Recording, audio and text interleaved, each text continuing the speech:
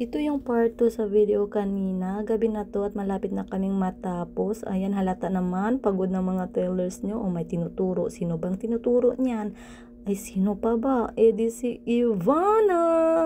Sorry sa mga admirer ni Ivana. Ipinagpalit kayo sa malapit. O, tingnan nyo naman. Ang sweet-sweet nila. Ito naman, anong nangyari? Nalobat na. Kaninang sigla-sigla magmarites. Ito naman, sige, cellphone pa rin.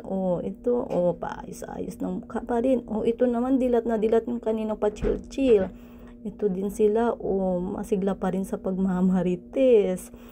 Itong iba, ayan, siguro gusto na itong umuwi, gusto nang matapos, pagod na mga lola nyo, pero wala kayo sa isang ito. Tingnan nyo yung kaninang malungkot siya at parang may problema. Ngayon, hindi na. Ito lang pala yung solusyon sa problema niya. Di sana binigyan na to ng kausap kanina pa.